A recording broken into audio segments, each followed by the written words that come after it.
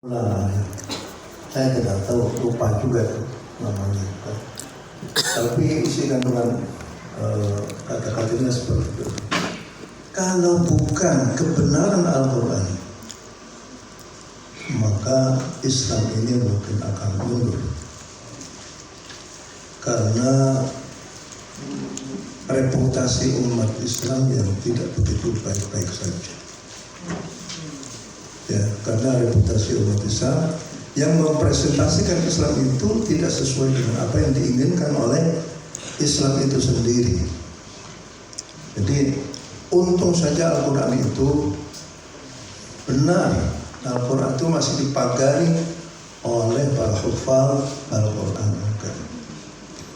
Untung saja Al-Quran itu masih tetap utuh dari bacaannya, dari isinya, dari tafsirnya dan lain sebagainya, itu masih tetap utuh seperti apa yang disampaikan oleh Nabi kita Muhammad SAW. Jadi kebesaran Islam itu terletak pertama dari kebenaran kitab suci Al-Quran Karim. Kalau kita lihat misalnya di beberapa tayangan-tayangan ataupun beberapa video bagaimana pada saat sekarang ini sudah banyak usaha-usaha untuk membedah keaslian dari kitab-kitab suci selain Al-Quran Al-Karim, dibanding-bandingkan. Kemudian dilihat juga dari segi keaslian daripada teks-teks kitab-kitab mereka itu.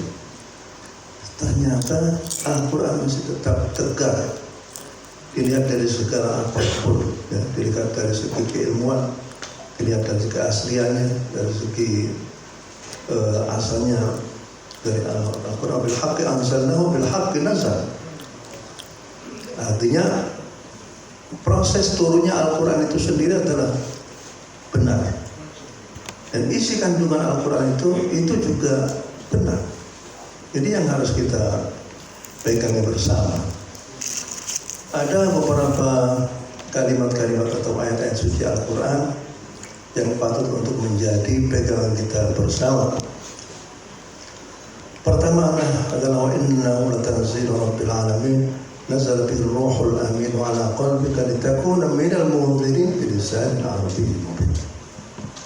Yang kedua adalah ya ayyuhan nasu qad ja'atkum maw'izatun min rabbikum wa shifaa'un lima fis sudur wa hudan wa rahmatun lil mu'minin.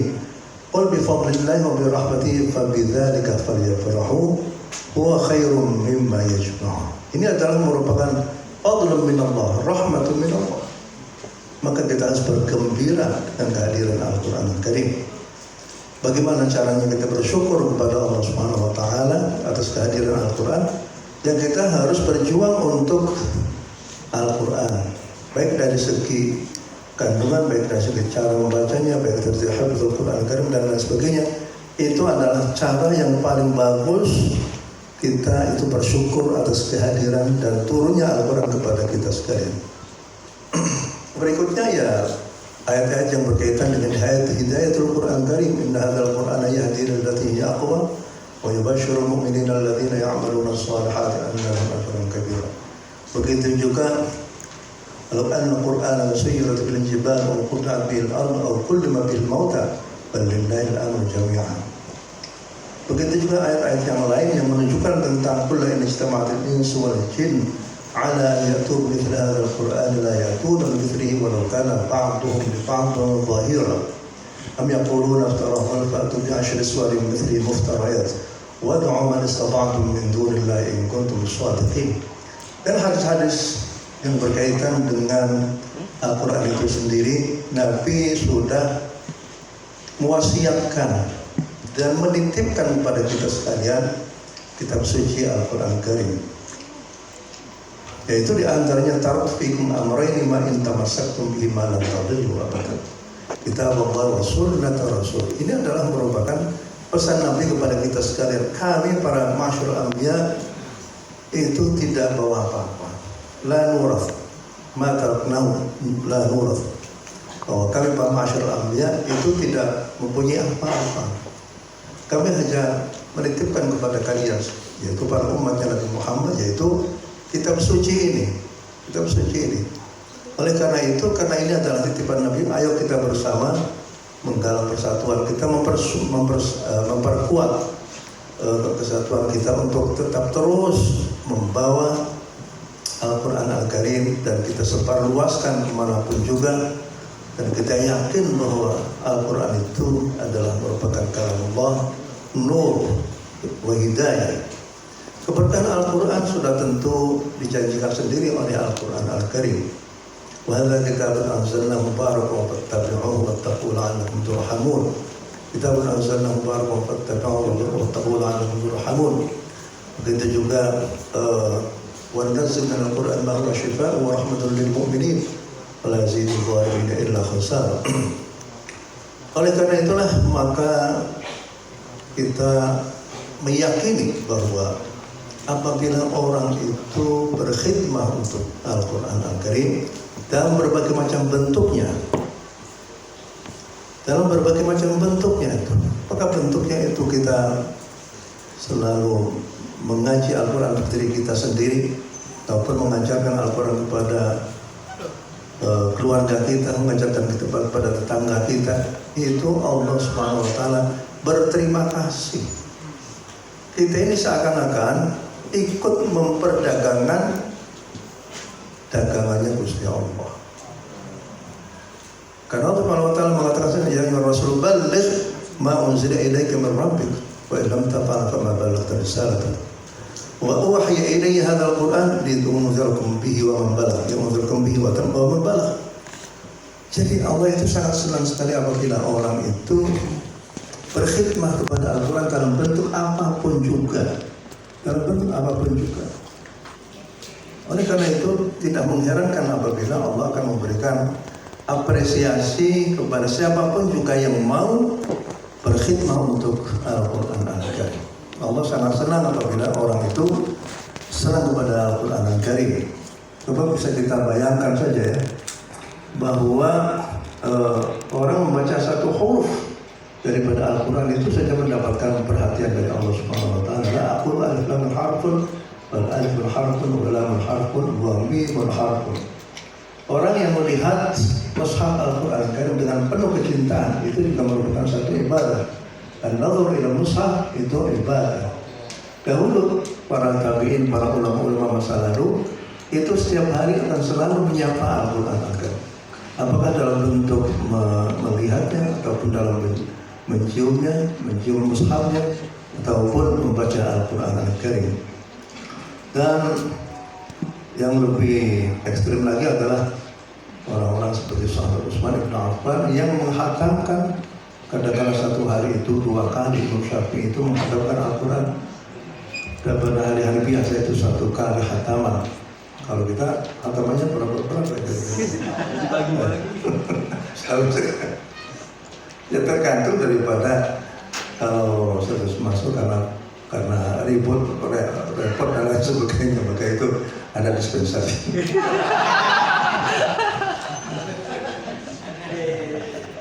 Nah, itu ada di dalam kitab Al-Tibyan di Amal Al-Quran bagi orang-orang yang sedang repot, sedang penuh dengan itu. Tapi ini adalah sudah luar biasa ya. Jadi atas dasar hal-hal yang semacam itulah, marilah kita rapatkan barisan kita itu, dan kita kalau bisa setiap orang itu apa yang dia bisa curahkan untuk Al-Quran Al-Karim. Ya. Jadi sebagai rasa syukur kita karena Allah menurunkan Al-Quran kepada kita sekalian, maka apa yang bisa kita perbuat untuk Al-Quran Al-Karim. Kalau dakwah sudah jelas, itu sudah luar biasa. Nah, ini bagaimana kita kelanjutan daripada aplikasi kita dalam hal yang berkaitan dengan Al-Quran Al-Karim. Kita harus bisa memikirkan ke depannya. Kalau perlu setiap keluarga ada yang hafal Al-Quran Al-Karim. Ya. Kalau perlu lagi apa di satu desa yang masih belum ada orang yang hafal Al-Quran Al-Karim. Artinya kepedulian kita agar supaya Al-Quran itu, sinar Al-Quran itu terus memancar di seluruh penjuru tanah air. Dalam hal ini ya, melalui organisasi yang kita cintai ini. Dengan demikian maka kita akan meninggalkan hal yang bagus untuk generasi kita yang akan datang berbagai macam persoalan-persoalan. Al-Quran itu tidak pernah akan habis. Ketika dikuliti ataupun dikali, isinya nggak pernah akan habis. Wala tanqadi ajaibuhu, keajaiban Al-Quran akan terus menerus bersinar, ya. Karena Al-Quran itu nur, ya. Allah sebagai nur, kanjeng Nabi itu juga nur juga. Jadi nurullah itu akan terus berpancar, bahwa Allah tidak akan ridha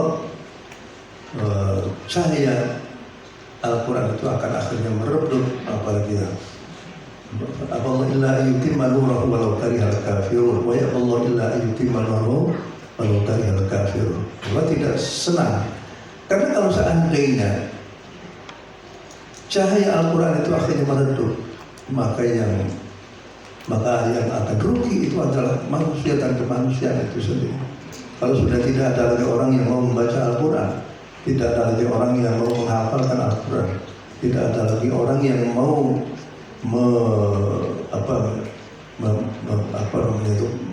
melestarikan Al-Quran Al-Karim, maka sudah tentu yang terjadi adalah manusia akan kehilangan cahaya samawinya, nggak ada, dan itu merupakan satu kerugian yang besar manakala orang sudah tidak ada lagi yang menjamah Al-Quran Al-Karim. Kita lihat ya bagaimana nasib Al-Quran pada akhir zaman nanti. Semua mushaf itu tidak ada tulisannya. Yang ada hanyalah kertas-kertas yang putih, sudah tidak ada lagi. Karena apa? Karena sudah tidak ada lagi yang mau menjamah Al-Quran Al-Karim, tidak ada lagi orang yang berinteraksi dengan Al-Quran. Dan dia sudah Al-Quran itu akan pamit dan akan kembali ke Lauh Mahfuz. Dimana apa yang dahulu Allah itu menjadikan Al-Quran itu berada di Lauh Mahfuz. Sudah tentu ini adalah merupakan satu hal yang tidak. Tapi itu nanti ya kiamat, masih lama sekali itu. Tapi kalau masih banyak Al-Quran itu kan kiamatnya masih lama sekali. Marilah kita akhir kan hari kiamat itu sangat jauh kita memakai. Kalau di negara Teluk itu kelihatannya dengan melihat gedung-gedung yang menjulang tinggi itu katanya mereka yatawaluna fil bunyan. Saya pernah berkata kepada salah seorang Arab, antum alladzina yang mendekatkan tuqarribuna al-qiyamah ilaina. Karena dengan banyaknya seperti itu, ya. Nah, teman-teman sekalian, saya inginkan agar supaya asosiasi kita itu bisa terus hidup, ya. Dan ini adalah merupakan salah satu cara kita untuk berjuang, untuk berdakwah. Dan ternyata dengan Al-Quran Karim, walaupun kita itu tidak ngomong macam-macam, dengan kita mempelajari Al-Quran, kita bacakan Al-Quran kepada orang lain tentang kehebatan Al-Quran, itu saja merupakan satu dakwah. Begitu juga kalau seandainya akhlak kita itu akhlak Qur'ani, itu juga merupakan satu dakwah, ya. Kita misalnya bagaimana dengar ya, kalau dari Yawal Hamas itu, mereka memperlakukan para sanderanya itu dengan baik, dikasih ini, dikasih ini, makanan. Ternyata itu sangat berkesan sekali, akhlaknya itu saja itu. Banyak di antara mereka ingin selalu melanjutkan persahabatan mereka itu, orang-orang Yahudi dengan para orang Hamas. Itu adalah merupakan hasil daripada tarbiyah yang mereka lakukan. Saya pernah juga bertemu dengan orang-orang dari Palestina. Mereka mengatakan, kami sudah tidak punya senjata apa-apa. Kami tidak punya senjata apa-apa. Senjata kami itu hanyalah Al-Quran Al-Karim, itu saja. Oleh karena itulah maka setiap ada musim panas, kami ajak anak-anak semua anak-anak yang ada di Gaza mereka itu kami ajak untuk berada di pantai yang dekat dengan Palestina di sana, dan mereka harus menghafalkan Al-Quran. Sehingga dari situlah ribuan anak-anak dari orang-orang Palestina itu akhirnya mereka bisa hafal Al-Quran Al-Karim. Itu satu-satunya ya kekuatan mereka dalam menghadapi orang-orang Yahudi, menghadapi orang-orang Israel itu adalah Al-Quran itu saja. Ternyata Al-Quran itu membawa pengaruh yang luar biasa. Coba kita lihat pada waktu mereka dibombardir oleh, ternyata anak-anak itu masih berlumuran ke orang itu dengan semangatnya itu apa dan sebagainya, itu masih bisa mempunyai kekuatan yang luar biasa ya. Dan hal ini sudah tentu mereka wariskan daripada masa lalu, ketika misalnya ada peperangan antara sahabat Ali dan Abi Thalib, Abu Ali dan Abi Sufyan, mereka itu membawa mushaf pada waktu perang, waktu yang pada saat itu para keriaman dari sahabat Muawiyah dan Sufyan itu mengacungkan mushafnya itu agar supaya dihentikan peperangannya itu. Ini satu. Yang kedua adalah pada waktu menghadapi perang salib, orang seperti Salahuddin Al-Ayyubi itu kalau seandainya sudah selesai dalam keadaan jeda perang, itu mereka berkumpul untuk membaca Al-Quran dan itu bersama. Begitu juga pada waktu peperangan di Armenia dan Azerbaijan, pada waktu masa sahabat Utsman bin Affan, itu mereka antara orang Irak dan orang Kufah, orang-orang Syam dan orang-orang Kufah, orang-orang Irak itu berkumpul bersama untuk mengaji Al-Quran Karim. Dan apa yang terjadi, adanya perbedaan bacaan antara orang-orang Syam dan orang-orang Irak. Yang satu mengikuti bacaannya misalnya Abdullah bin Mas'ud, yang satu mengikuti bacaan Abu Darda sesuai dengan sahabat-sahabat yang dikirimkan oleh sahabat Umar bin Khattab pada kedua kawasan itu. Abdullah bin Mas'ud dikirimkan oleh sahabat Umar bin Khattab untuk menuju ke Kufah dan Basrah. Ini uthirtu bi'amdillah ala nafsi. Saya itu mengalah saja untuk melepaskan sahabat Abdullah bin Mas'ud untuk menjadi guru ngaji di Kufah. Itu. Kemudian setelahnya itu mengirimkan juga Abu Darda, Mu'adz bin Jabal menuju ke Syam. Nah, murid-murid mereka itu berkumpul di Armenia dan Azerbaijan. Pada waktu itulah terjadi perbedaan cara membaca Al-Quran. Poin saya bukan cara membaca Al-Quran, tapi poin saya itu adalah betapa para gerilyawan perang itu selalu membaca Al-Quran Al-Karim. Artinya Al-Quran itu menjadi sahibul Quran Al-Karim. Kalau saya melihat stratanya orang yang berinteraksi dengan Al-Quran Al-Karim itu ada yang qari'ul Quran, ada lagi yang namanya hamilul Quran, ada yang namanya hafizul Quran Al-Karim, ada lagi yang namanya sahibul Quran. Lalu yang paling tertinggi itu adalah ahlul Quran. Yang mudah-mudahan kita semua menjadi ahlul Quran. Ya. Karena ahlul Quran sudah menjadi keluarganya Gusti Allah. Ya. Kalau sahibul Quran yuqalu sahibul Quran iqra warqah warattil kama kunta turattil fid dunya fa inna manzilataka anta akhir ayatin taqra'uha. Itu merupakan bagaimana Allah Subhanahu wa taala memberikan apresiasi kepada mereka-mereka yang selalu bersama dengan Al-Quran Al-Karim. Oleh karena itulah marilah kita ketika menjadi anggota daripada asosiasi ini, kita menjadi kalau bisa ya kita yang selalu berinteraksi dengan Al-Quran dalam berbagai macam bentuknya. Membaca Al-Quran tiap waktu, ada wiridan harian yang tidak bisa kita tinggalkan. Kalau bisa ya kita menjadi sahibul Quran, di mana saja kita berada, kita selalu menggelorakan Al-Quran Al-Karim. Ya. Kalau rumusan saya yaitu minallah ma'allah ilallah, minallah ma'allah ilallah. Artinya kita berangkat dari Allah Subhanahu wa taala, mencari ridha Allah Subhanahu wa taala. Niat kita jangan niat karena Allah Subhanahu wa taala. Ma'allah artinya janganlah Allah itu ditinggalkan. Dalam keadaan apapun saja kita selalu bersama dengan Allah Subhanahu wa Ta'ala.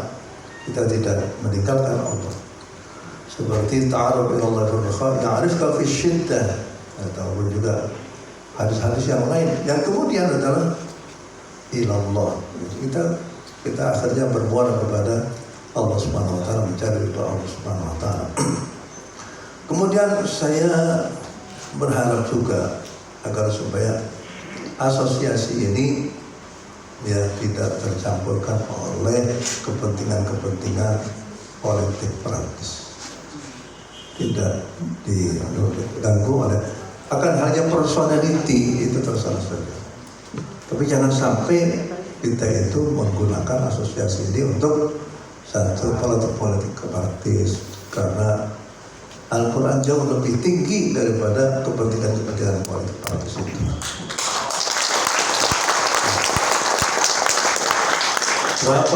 Betapa banyaknya pertengkaran atau perselisihan hanya karena persoalan-persoalan itu juga ya. Jadi kita melurus saja berjalan dalam koridor Al-Qur'an, koridor membawa Al-Quran, misi dan visi Al-Quran Karim itu menjadi keteduhan bagi masyarakat. Kita menjadikan orang itu akhirnya cinta kepada Al-Quran Al-Karim. Saya harapkan juga pada personal dari asosiasi ini itu menjadi pahlawan-pahlawan ke-Quran pada di ruangan, apakah di keluarganya, apakah di masyarakatnya, ataupun pada tingkat-tingkat yang lebih akhir. Kita masyarakat menunggu tentang kehadiran seperti ini, dan karena masyarakat itu mereka tahu tentang keberkahan Al-Quran Al-Karim. Yang paling penting itu adalah bahwa masyarakat di Indonesia itu merasakan kehadiran asosiasi ini, merasakan hadir dimanapun juga, di kampung-kampung, di kota-kota, sampai kemanapun juga kita berdakwah melalui Al-Quran Karim. Masih banyak sekali ya pulau-pulau di Indonesia itu, masih banyak sekali mereka-mereka yang masih belum terjamah oleh Al-Quran Al-Karim karena jauhnya dari ibu kota.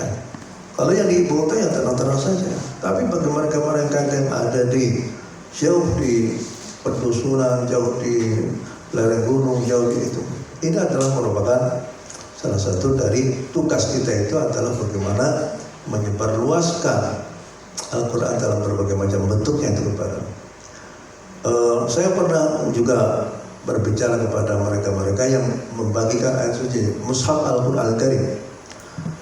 Akan lebih bagus di samping menyebarluaskan Mushaf Al-Quran Al-Karim itu juga kita berpikir bagaimana setiap Mushaf itu bisa berfungsi, bisa dibaca oleh mereka yang menerima Mushaf Al-Quran Al-Karim. Sehingga di samping kita memberikan Mushaf Al-Quran Al-Karim, kita berusaha agar supaya anak-anak yang ada di situ, di desa-desa itu akhirnya bisa membaca Al-Quran Al-Karim.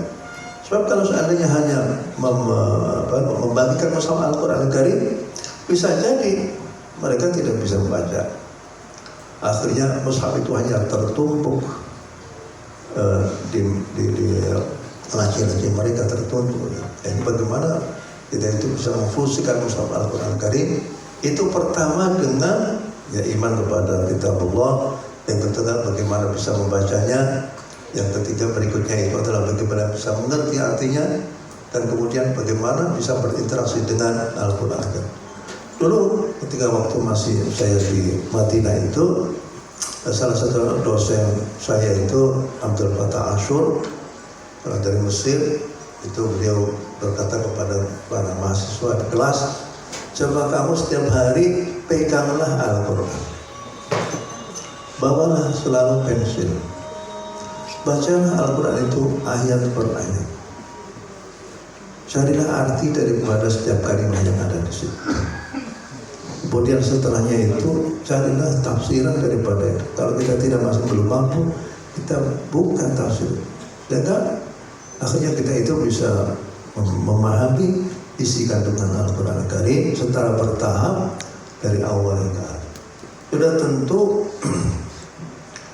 apa yang diperoleh oleh orang yang mempelajari Al-Quran Karim itu tergantung dari sejauh mana orang itu mempunyai alat-alat untuk bisa mengail dan mengambil isi kandungan Al-Quran.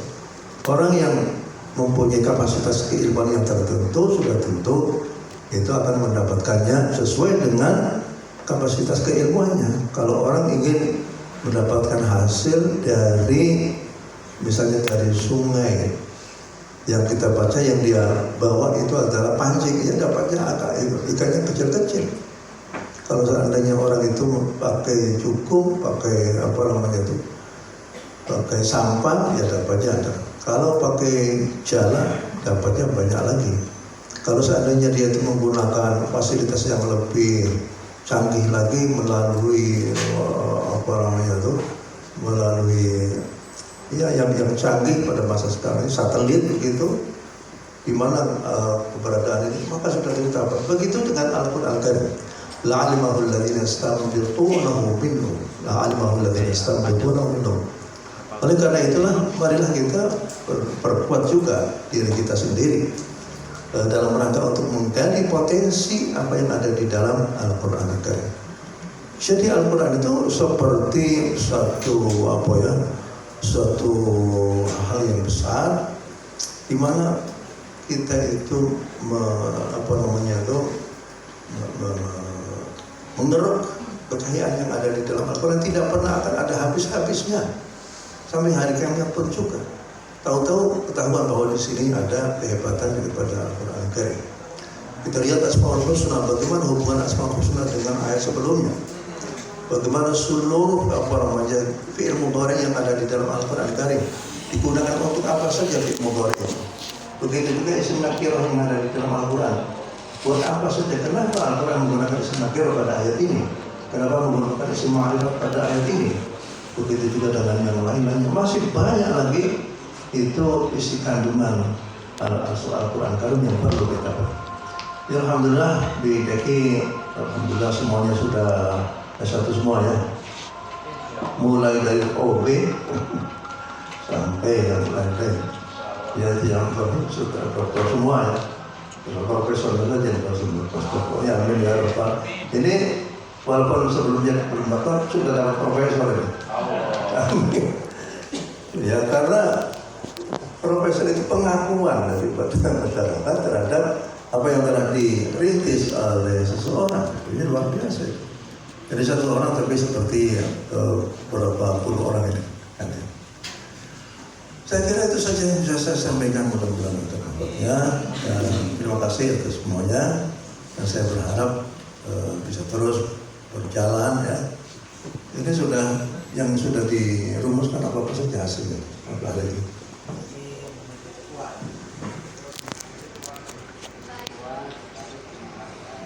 Oh ya, sudah baik. Ya, baik. Nanti. Jadi ternyata apa yang telah kita laksanakan pada waktu di Palembang ya, ini kelanjutan ya, luar biasa, baru beberapa bulan ya. Ya, ya. Baik, saya kira itu saja. Al-Fatihah. Amin.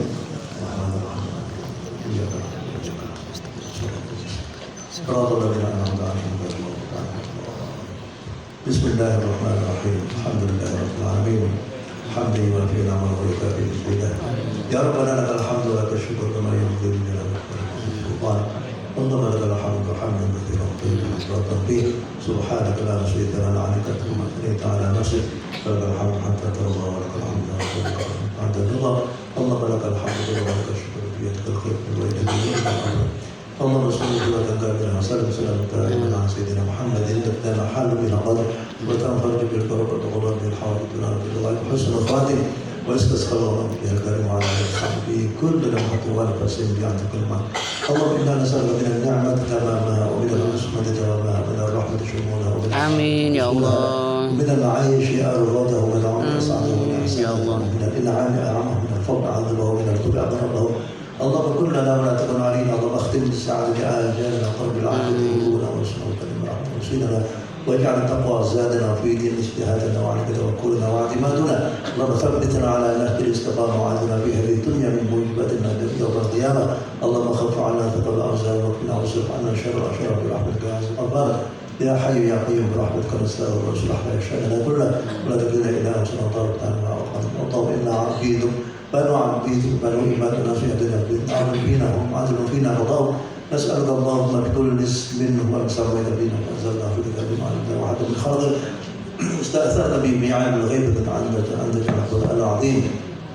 ربيع قلوبنا ونور صدورنا وجل أحزاننا وذهب همومنا. اللهم اجعلنا وأولادنا وأهلنا من أهل العلم ومن أهل الخير ومن أهل القرآن الكريم. آمين. وأهلنا من أهل العلم ومن أهل الخير ومن أهل القرآن الكريم. اللهم ارزقنا حبك وحب نبيك وحب كتابك وحب من يحبك وحب عمل يقربنا إلى حبك. اللهم ارزقنا حبك وحب كتابك وحب عمل يقربنا. اللهم ارزقنا حبك حب نبيك وحب كتابك وحب من يحبك وعمل يحب عمل يقربنا. اللهم ارزقنا بالقرآن واجعله لنا إماما ونورا وهدى ورحمة. اللهم ذكرنا مما نسينا وعلمنا مما جهلنا وارزقنا تلاوته آناء وطرف النهار واجعل حجة لنا يا رب العالمين. واجعل حجة لنا يا رب العالمين. واجعل حجة لنا يا رب العالمين. اللهم اجعل القرآن اللهم القرآن شفيعا لنا ولأزواجنا وشيخنا يوم القيامة. آمين يا الله. شفيعا لنا وأزواجنا. اللهم بارك في معهدنا هذا وبارك في جمعيتنا هذا. آمين. وبارك في جماعتنا. اللهم بارك على كل شيء قدير. ربنا هب لنا من ازواجنا وذرياتنا قرة اعين واجعلنا متقين اماما. ربنا اتنا في الدنيا حسنه وفي الاخره حسنه وقنا عذاب النار. وصلى الله على سيدنا محمد والحمد لله رب العالمين. والسلام عليكم ورحمه الله وبركاته. Waalaikumsalam warahmatullahi wabarakatuh.